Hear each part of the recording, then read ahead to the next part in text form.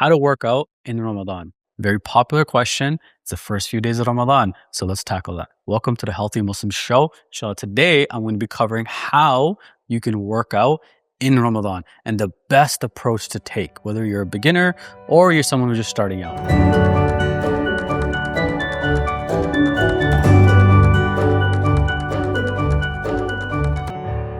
First and foremost, making sure that you have your workout scheduled, understanding when to work out is going to be really, really important. Once you already have that done, and we've done that already in another episode of the Healthy Muslim Show, so make sure you go back and watch that clip. Today, we're going to be covering how to be able to work out. And now this, my goal is to try to keep it as simple as possible, show you very fundamental exercises and stuff that you can do at home easily, just like this.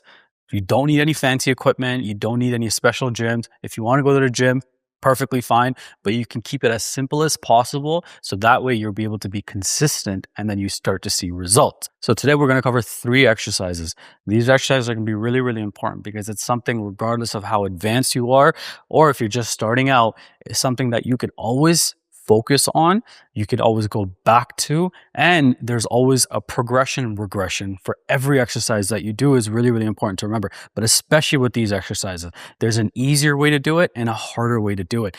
So what I want to do today is I want to focus on squats, push-ups, and plank. 3 simple exercises that you can do in your home, or you can do at the gym. Regardless of where you are, it's very simple. It doesn't require any equipment. All it requires is a chair for the squats because I'm going to show you an easier way to do it. I'm going to show you how to do it body weight, and then I'm going to show you how to do it that if body weight is tough, you can easily be able to substitute something in that makes it easier for you to be able to do so. So the first exercise we're going to be covering is squats. Very popular. You see a lot of people doing it.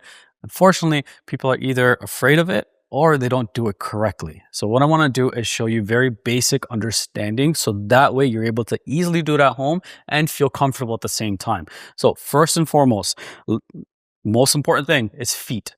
Your feet have a lot of muscles in them. So it's really, really important that we're activating those muscles and they're utilized correctly.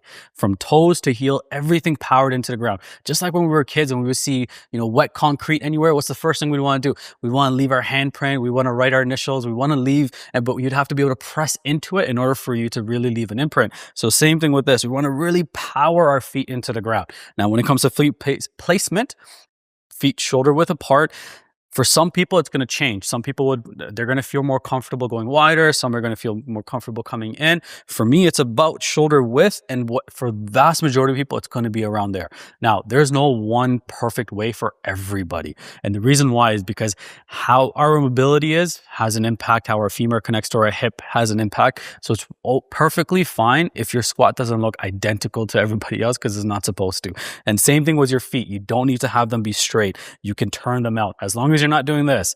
If you want to have them turned out a little bit, I usually do, perfectly fine. There's nothing wrong with that. Now, from there, what's really important is now we're working our way up, is pushing our hip back. Right? You want to think of sitting down on a chair. It shouldn't be where you're leaning forward, your knees are driving forward. You want to make sure you're thinking hip goes back. Your hip is going to be really, really important. But feet powered into the ground, your glutes engage. So your glutes, right? So your rear end, that's a very, very important muscle. That takes impact off the knees. If your glutes aren't engaged, your hips aren't going back, all of that pressure is going to go to your knees. So if you do feel it in your knees, it's usually because your lack of hip mobility and strength in the glutes. So that's really, really important when you're going through it. Now, from hip up, make sure your core is engaged. It should be almost like, think of being on a train, right? If you stand with your feet together and you just feel relaxed, what's going to happen as soon as that train takes off? You're tipping over. You want to make sure feet are shoulder width apart. You get a little light, a light bounce in your knees. So that way you're able to control and brace your core. It's no different than this. You want to make sure you're in a strong position that if someone was to come push you, you'd be able to hold your ground. That's really important. And that's a movement for any and every exercise that you do.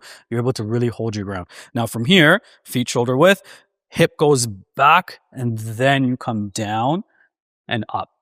Control, don't push your hands forward, right? You want to be able to have center of gravity stay center, and you want your core to be able to engage in order for you to be able to not tip over. Your core plays a really, really important part when it comes to squatting. Your glutes, your core, your feet are very, very important. And then chest up. Don't start rounding. So if I come this way, right, you want to make sure you're not rounding, right? You stay up straight. So from here, you go down, right? Back stay straight and back up. Right now, how deep you can get will depend on your hip mobility, right? So if you can pass and get below depth, so below knees, it's awesome. If you can't, that's okay. It's something you can continue to keep working on.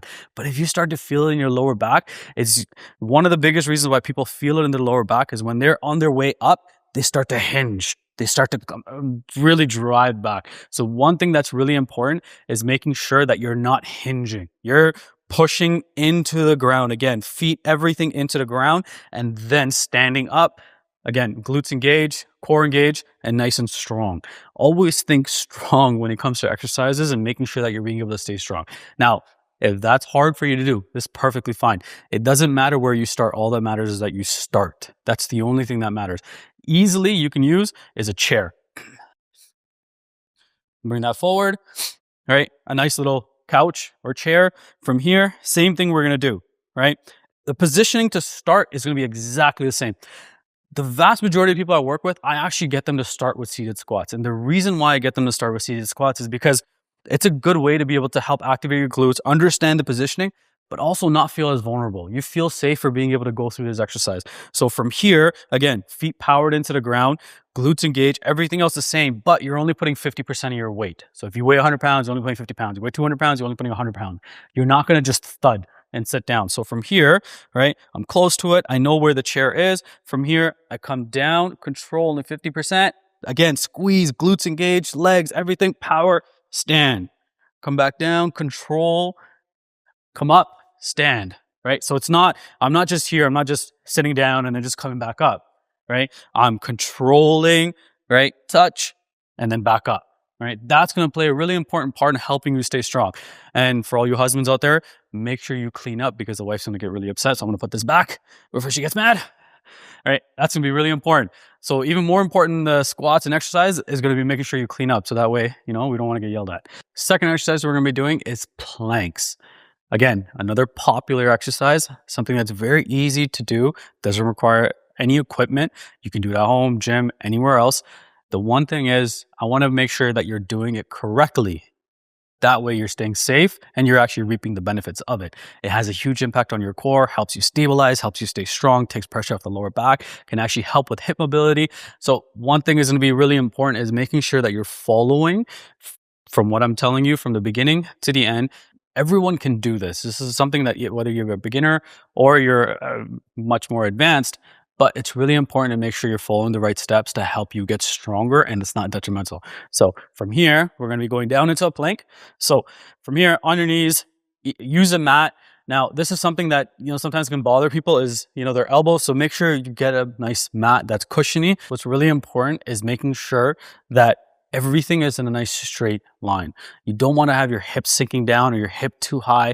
If your feet are pushing back, it's because you're not powering into the ground, right? So if my foot is here and it starts to slip back, it's because I'm pushing back. So you want to make sure your foot stays down and pushed into the ground.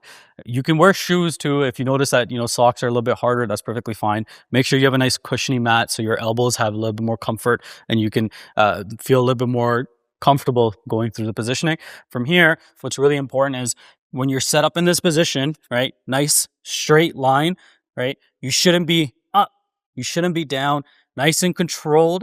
And then a light brace. Similar to when I was talking about being on the train, right?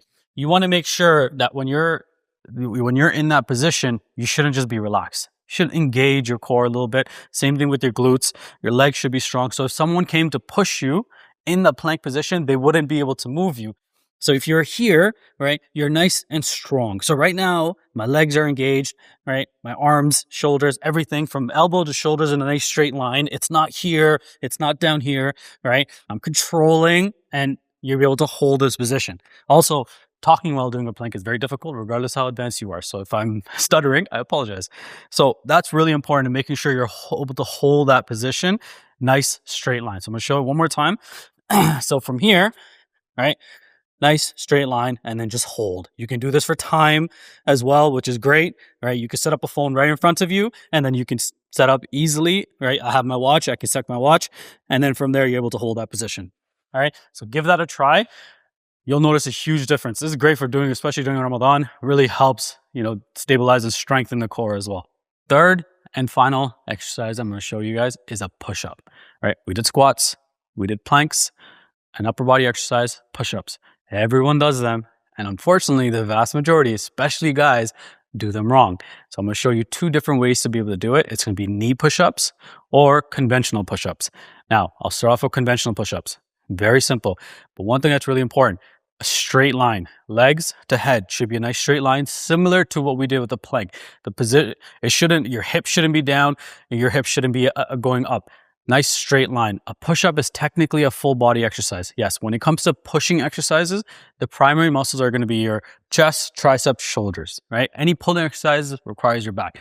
But when you're going through a push-up, your back still has to stabilize, your core has to engage, your glutes still have to engage, your legs have to be strong and hold that position. If they're pushing outwards, it's because you're not powering into the ground. So it's still a full body exercise, requires everything to be engaged. So from here, right, again, similar to feet, when I was talking about with squats, spread out, nice and strong, hands, bigger surface, stronger surface. Don't be doing this, you're not in sujood. Spread your fingers, right, nice and strong, right? Hands shoulder width apart. Now from here, there's a million different variations you can do for push-ups, right? Like you can have your hands here, you can do a little triangle, you can do clapping, you do a whole bunch. But just the very basic fundamental one, first master that before you do anything else. So from here, nice, strong, body straight, comes down, control, back up, right? From here, again, control, back up. It shouldn't be this, right? It shouldn't be this. You see a lot of guys doing this all the time. It should be here, control, everything down together, and everything up. If you can't control an exercise, that means you can't do it, right? So that's one thing that's really, really important. If you're having to run through, do a lot of reps, or someone tells you do 50 push-ups and you're just like the entire time, well, then you can't do 50 push-ups yet, right? So humble, control, body straight, all the way through, push all the way out. So when you're here, right, control, right? It shouldn't be where you're here and you're just doing this the entire time, right? Control all the way down, all the way up, okay? Now, if that's hard, and that's perfectly fine if it is, right? Because even a lot of guys, they struggle with that, and that's okay. Remember, getting stronger. Planks will help with your push-ups as well. From here, we're going to do knee push-ups. From here, right, everything else set up the same, except, right, you'll have your feet up, your knees will go back just a little bit, and then same thing. Lead with your chest, control, and then back up. Control down all the way, and then back up, right? It shouldn't be where you're just here the entire time. You want to bring your core and engage and bring everything down with you and really engage the core. That's going to have a huge impact, allowing you to make sure you remember your core is really, really important. When you're doing a push-up, you should feel it in your core. When you're doing squats, your core should be engaged. All of that has a huge impact on helping you be stronger, taking pressure off the lower back, engaging your glutes, helps you get stronger from a more functional aspect, right? It's not about being a bodybuilder or a strongman or any of those things. If someone wants to do that, perfectly fine. But we just want to be overall get stronger. Those 3 exercises are going to have a huge impact. Now from there, you can do a million variations, right? You can do one-handed push-ups. You can push your leg to the side. You can change up your ankles. But first, Ramadan is a great time to be able to help work on the fundamentals. The vast majority of guys I see in the gym, right, they can lift really heavy weights. If I tell them to go do a push-up, they can't do a proper push-up. So take Ramadan to be able to control, go through that exercise.